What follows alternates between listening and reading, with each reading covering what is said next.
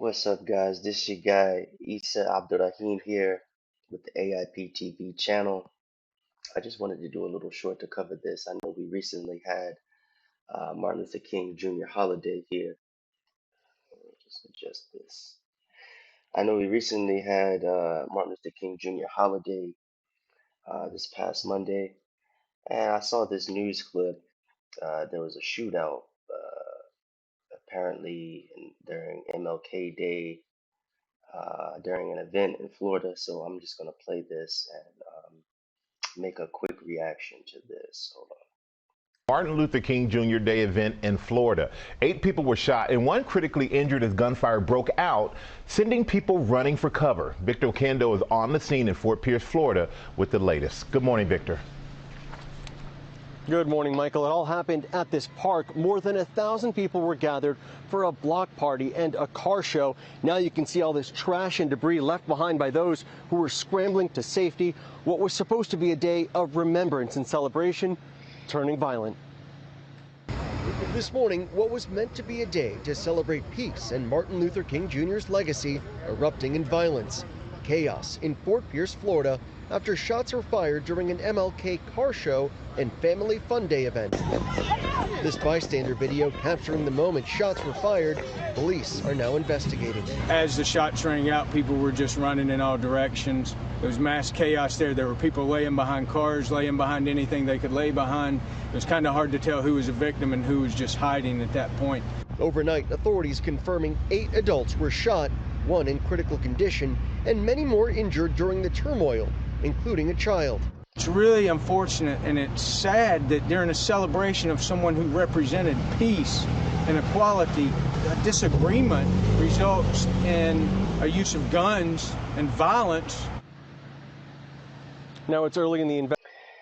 Okay, guys, there you have it. So we have our news.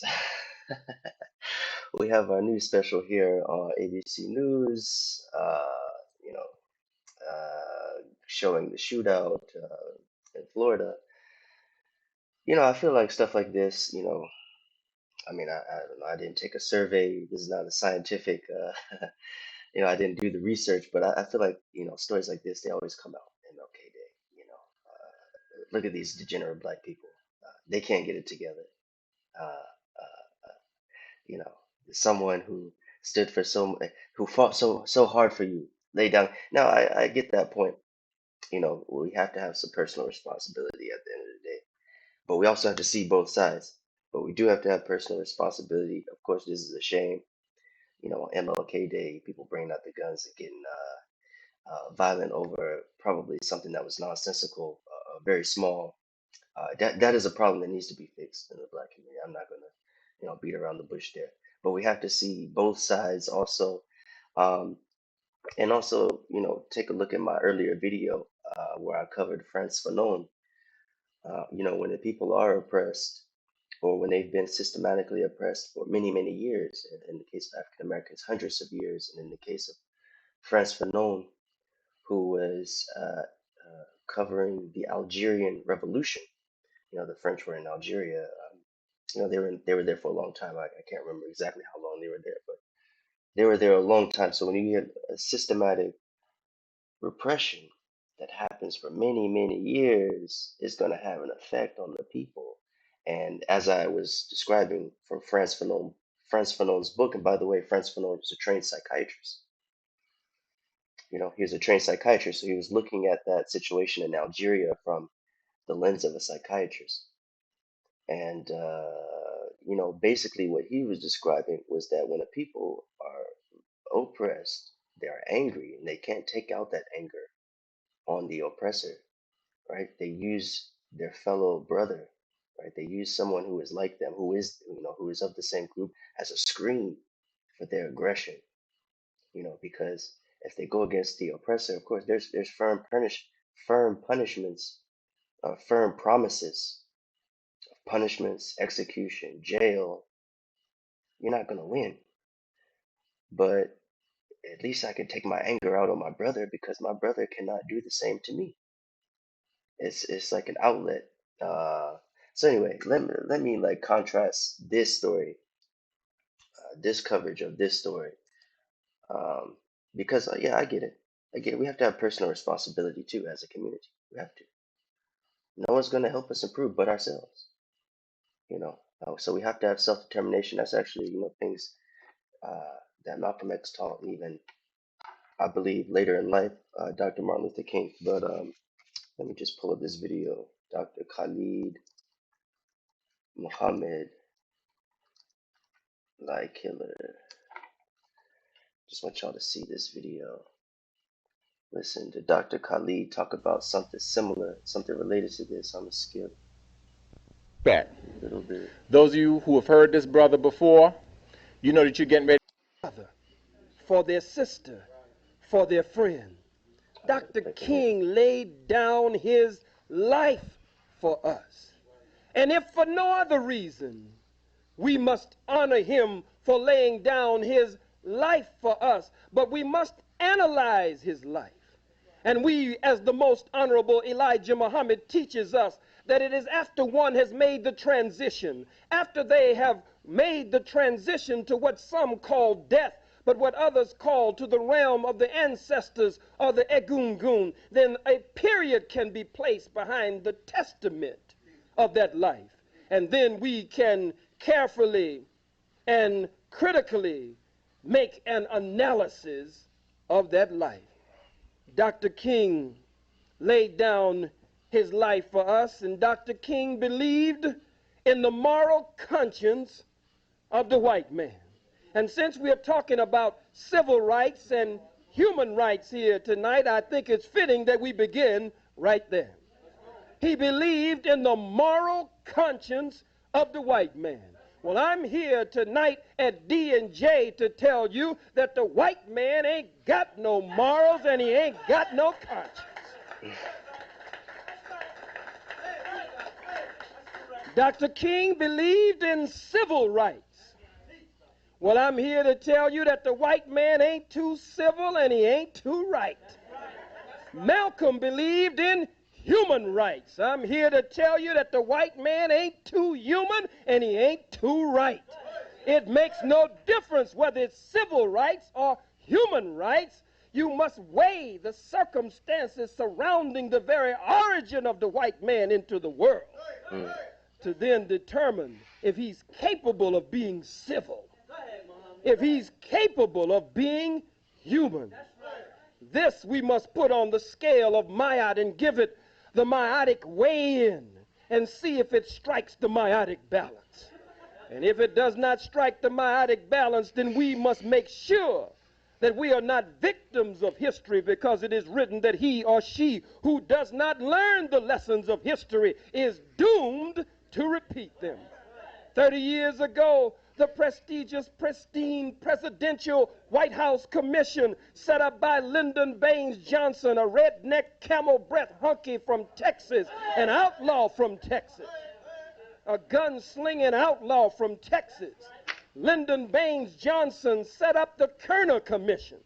And the Kerner Commission determined that America 30 years ago was two Americas, one black and one white, separate and unequal, and that the number one problem in America 30 years ago was white racism. 30 years later, after Dr. Martin Luther King Jr., the Kerner Commission has reconvened and determined that America is still two Americas, one black and one white, separate still, unequal still, and that the number one problem in America today is still white racism. I'm gonna just stop, just pause right there really quickly, guys. The Kerner Commission, do your research on that. Look that up. This video came out in 1997, by the way. So I'm assuming he's talking about, currently that year, and it was still a big problem. Two Americas, one black, one white. Racism is still the biggest issue. So what do you think it is like today? So that's very interesting. So I'm gonna play the rest of this. 30 years after Dr. Martin Luther King Jr., they questioned Jet Magazine staff, and journalists questioned the widow of Dr. Martin Luther King Jr. They questioned Sister Coretta Scott King. They questioned his daughter. They questioned his son. They questioned the Reverend Wyatt T. Walker. They questioned former city councilman Hosea Williams, who was one of his right-hand men. They questioned Andy Young, former mayor of Atlanta, Georgia, and former ambassador to the United Nations. They questioned them, and they questioned others, and they put the question to them about success or failure. They put the question to them, have we really made progress 30 years after Dr. King? They wanted them to analyze the dream of Dr. King, and they all said that they could see some change here and there, but they all agreed that America had a long, long way to go. Some of them were even specific. 30 years after Dr. King, if we're going to deal with civil rights and human rights, and we're going to weigh it properly, we must understand that affirmative action, which was important to Dr. King, but never has been important to me, because the action has never been affirmative. We don't need affirmative action. We need reparations and freedom and independence, liberation and salvation. Mm. Well, that's a point. That's a point. Um, so affirmative action, the idea of integration, the idea of integrating into society and having the opportunity to succeed versus saying, no, we should have land, we should have independence, we should have reparations so we can have the funds to start our own life. So that's very interesting. Two ideas to think about and juxtapose, argue about, go back and forth about. So I'm gonna let this play a little bit longer. I think I'm gonna skip ahead a little bit because there's another point I wanna get out. But affirmative action was important to Dr. King. 30 years after Dr. King, affirmative action does not even remain a dream anymore. It's a nightmare now. A recalcitrant cold wind blowing through Congress, blowing through the Senate, blowing through the White House, whistling throughout the hells of North America, has now swept affirmative action almost but from the scene today. 30 years after the dream of the dreamer, Section 8 entitlements, quota systems that were supposed to level the playing field after people had been robbed of their names, their language, their religion, their culture, their God, their folkways, their mores, their norms, robbed of the very power of our own being. All of that is being erased today. Such measures that were supposed to be set up to level the playing field. Now you've got devils, you've got so-called Jews, imposter Jews coming up with theories and theorems on a bell curve. Other crackers saying that we are genetically inferior. Other crackers saying that we are stuck at the bottom. Other crackers saying that we are black jelly beans stuck at the bottom of the bag or the jar. Look at it. You break both of my legs, and then you call a race. Break both of my legs, and you stand, somebody working with you, stands at the starter's line, fires the starter's pistol, and you're the only one running. You break the tape, and then you turn around and criticize me because I haven't made it to the finish line yet. I'm dragging along because you've broken both of my damn legs. How could you expect me to finish? The white man breaks our legs and then has a race and then says, well, you really are intellectually inferior to me. You robbed me of my name, my language, my religion, my culture, my God, my folkways, my mores, my norms, and then you turn around and give me a goddamn test?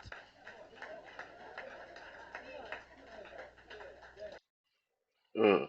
So I think that's the point. That's one of the points I really wanted to tease out. Like you said, Dr. King laid down our life. laid down his life for us, for black people here and in this continent of North America. Um, he laid down his life for us. He made a great sacrifice for us. He fought very hard. And of course, there's still a lot of issues that exist in the community, as he pointed out.